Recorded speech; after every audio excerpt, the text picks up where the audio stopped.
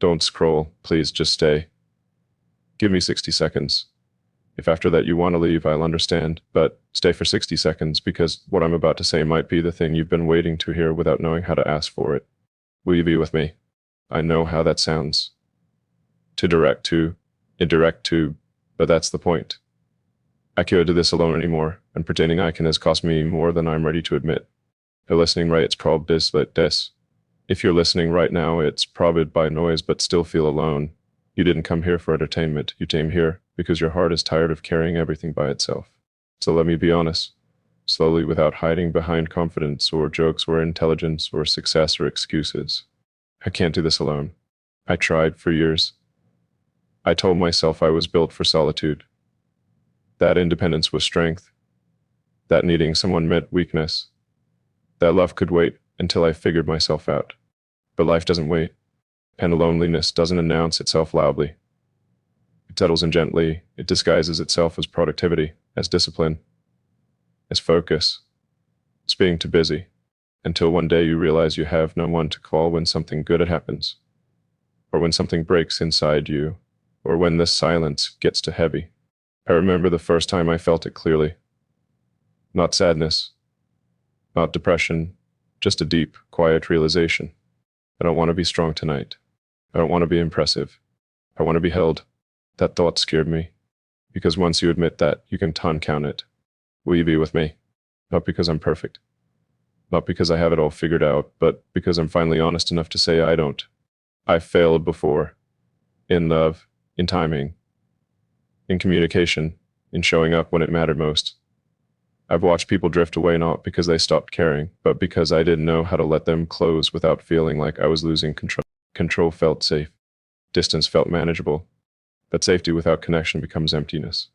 If you've ever chosen being alone because it felt easier than risking another heartbreak, I see you. If you've ever told yourself you're better off on your own while secretly wishing someone would prove you wrong, I see you. I used to rehearse independence like a script. I don't need anyone. I'm fine. I've got this. But at night, when no one was watching, I'd imagine a future that felt cold. Successful, maybe, but quiet in a way that scared me. I imagined coming home to no voice, no laughter, no shared exhaustion at the end of the day. And I realized something uncomfortable. I don't want to win a win alone. Will you be with me? Not as a fantasy, as a human arrangement. Two imperfect people choosing effort over ego. Let me tell you where the regret comes in. There were moments when love was offered to me gently, and I didn't recognize it because it wasn't dramatic. It wasn't chasing. It wasn't loud. It was consistent presence. Small check-ins. Quiet. I underestimated those things. I thought love should feel overwhelming all the time. I was wrong. Love is often calm. And calm scared me, so I kept my distance. I delayed her. I focused on becoming someone instead of being with someone, and later became never.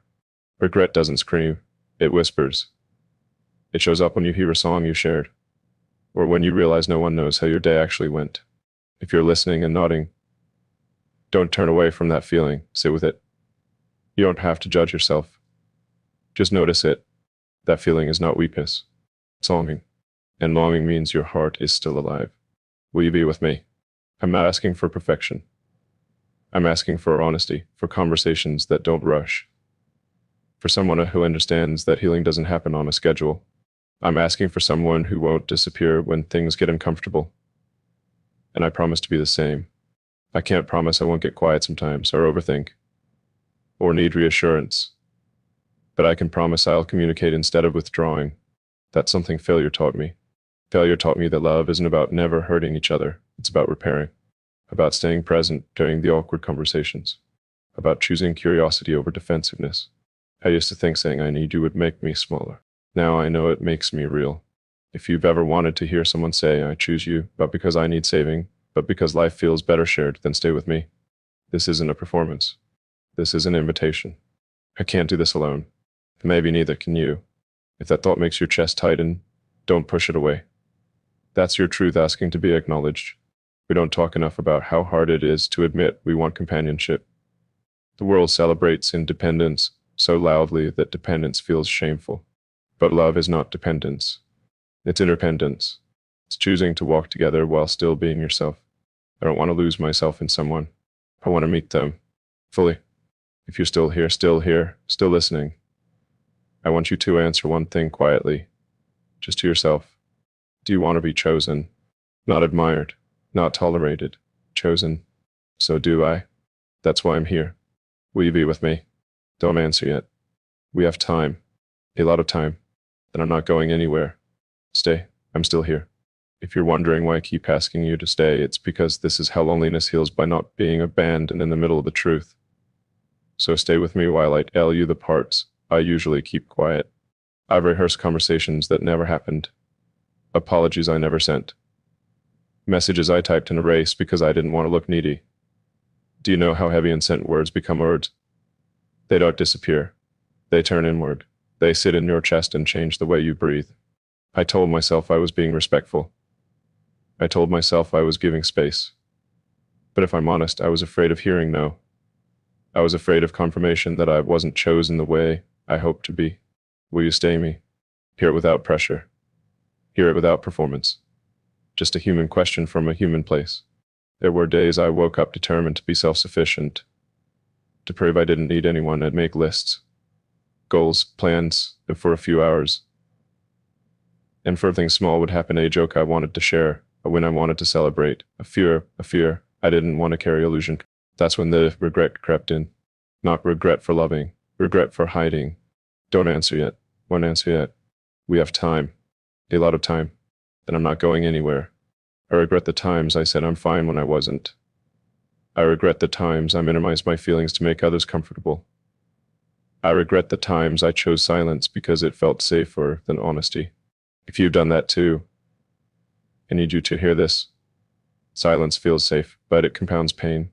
I learned that after watching connections fade without conflict. No big fight. No villain, just distance growing quietly like Ivy covering everything. I used to believe that if something mattered enough, it would survive neglect. That belief cost me love. Love needs maintenance, like attention, like curiosity, like saying the obvious out loud before it becomes resentment. I wish someone had told me that earlier. Maybe this is me telling you now. Will you still stay me? I'm asking because I've learned how to listen better. I'm asking because I've learned how to say I'm scared pretending I'm busy. I'm asking because I know how to repair now, not just retreat. If you're listening and thinking, I don't know if I can trust again, you don't have to decide that tonight. Trust doesn't start with certainty. It starts with willingness. Willingness to try again, willingness to speak sooner, willingness to stay present when your instincts tell you to run. I ran for a long time. Not physically, emotionally. Anytime something felt too real, too tender, too important, introductivity is a very polite escape. People praise it. They don't ask what you're avoiding. What I was avoiding was this sentence. I don't want to be alone. Say it slowly. Let it land. That sentence doesn't mean you're broken. It means you're wired for connection. We all are. I spent years believing that wanting partnership meant I hadn't mastered myself yet. Now I understand that partnership is one of the ways we master ourselves. You'll learn patience when someone else has a different rhythm. You'll learn humility when someone else sees your blind spots. You'll learn courage when someone else matters enough to risk disappointing. That kind of growth can't be achieved alone. I tried. I failed. And that failure taught me something valuable. Independence is powerful, but interdependence is human. If you're tired of being the strong one, you don't have to announce it. Just let yourself rest here for a moment. Breathe in, breathe out. Nothing is required of you right now. I want to talk about the nights. The nights when distractions stop working, when the room feels too quiet and your phone is silent. And your phone is silent, but you keep checking anyway. Those nights taught me the most. They taught me that companionship isn't about filling time, it's about sharing weight. I don't want someone to entertain me. I want someone to witness me, and I want to witness them. That mutual witnessing, that's the part I missed before. I thought love was about chemistry. It's about commitment to attention. Will you still stay with me? If that question feels tender, good. Tenderness means your heart isn't numb. I know some of you listening have been hurt badly, betrayed, abandoned, made to feel replaceable. I won't pretend words fix that, but I will say this, your caution makes sense. Just don't let caution turn into permanent closure. You can be careful and open at the same time. You can move slowly. You can ask questions. You can say, I need consistency. The right person won't mock that. They'll appreciate it. I learned to appreciate it too. Because consistency is love in action. Grand gestures fade, patterns remain. If I could go back, I'd prioritize patterns over promises. But I can't go back.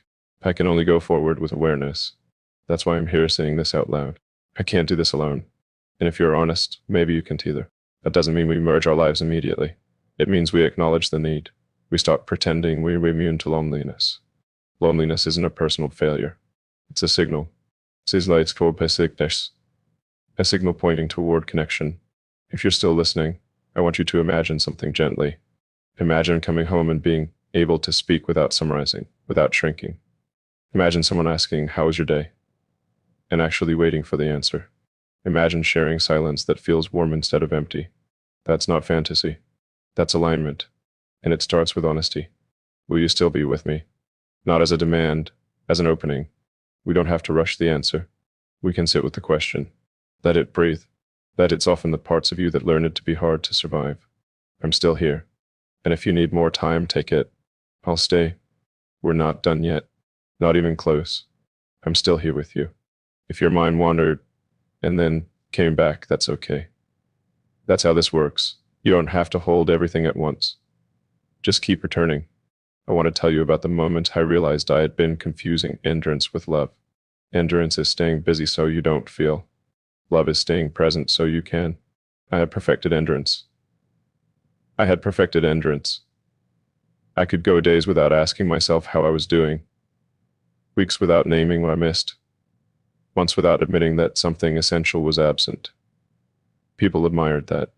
But resilience without connection becomes a quiet kind of self-erasure. You start shrinking your needs so you don't have to explain them. You start lowering your expectations so you don't risk disappointment.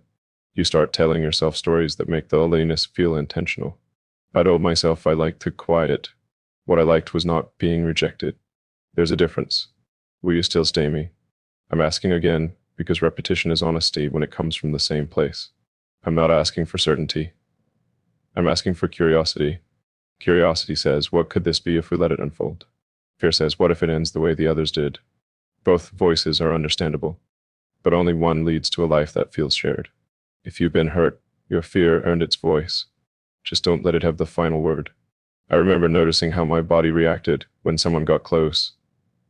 Tight chest, shallow breath, an urge to change the subject, to joke, to intellectualize anything but say with the feeling. That's when I understood something important. My heart wasn't closed. It was guarded. Guarded hearts don't refuse love, they test it. Sometimes too harshly. I tested people by staying distant and seeing if they stayed. Most didn't. And I told myself that proved something about them. It actually revealed something about me. I was asking others to do the work I was avoiding. When I finally saw that, it hurt. But it also gave me agency. Because what you see, you can change. And change doesn't happen in grand declarations. It happens in small moments of choice. Choosing to answer honestly when someone asks how you're doing. Choosing to send the message instead of waiting. Choosing to say, I miss you without attaching a condition. Those choices feel small. They add up to intimacy. If you're listening and thinking about someone you never fully let in, you don't have to fix that tonight. Just acknowledge it. Awareness is the first repair.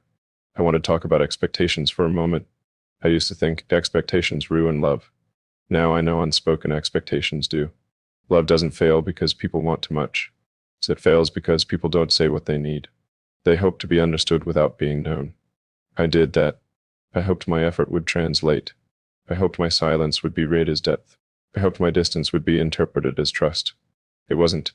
Clarity would have changed everything. So if I ask you, will you date me? What I'm really asking is, will you talk to me when something feels off? Will you tell me when you're scared instead of disappearing? Will you let me do the same? That's the agreement I'm interested in now. Not perfection. Participation. There's a tenderness in mutual effort that doesn't get enough attention. Two people trying. Not dramatically, not loudly. Consistently. If that sounds ordinary, it's because ordinary is where real intimacy lives. I used to chase intensity. Intensity burns fast.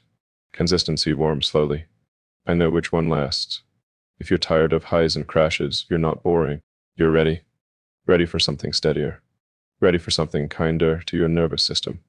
ready for something that doesn't require you to abandon yourself to be chosen. I want that too. That's why I'm saying this plainly. I can't do this alone, and I don't want it anymore. There's a relief in saying that. See if you can feel it. See if you can feel it. The relief of not having to be everything for yourself. The relief of imagining shared responsibility for joy and repair.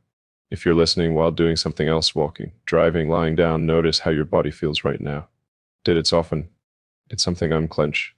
That's not coincidence. That's resonance. It means something here is touching something true in you. Stay with that. I want to be clear about something else. Dating isn't a promise of forever. It's a willingness to explore honestly. Saying, let's see what happens when we don't hide. That feels doable. Forever can wait. Presence can't. So when I ask, will you date me?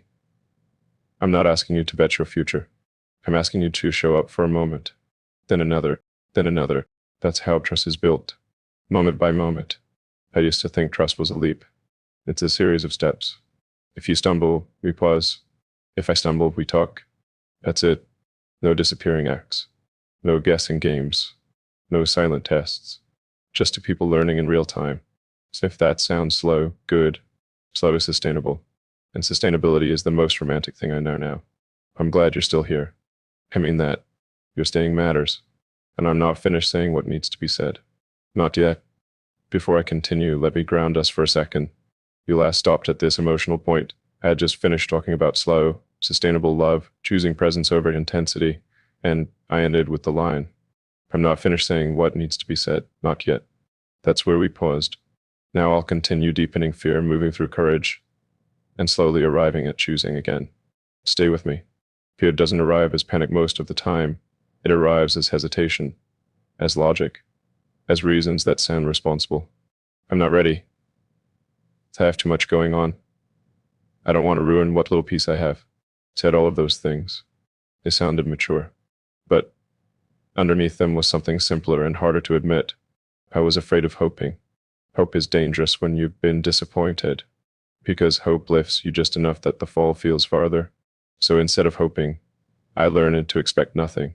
And people praised that too. They called it realism. But realism without openness is just fear in a suit. If you've ever told yourself you don't expect much from love anymore, ask yourself gently, did you arrive there through wisdom or through exhaustion? There's no shame in either. But there is a difference.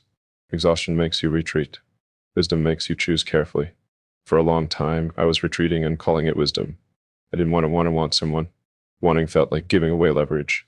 I had learned how to stand alone so well that the idea of leaning felt unnatural. But humans aren't meant to live without leaning. Even the strongest structures rely on support.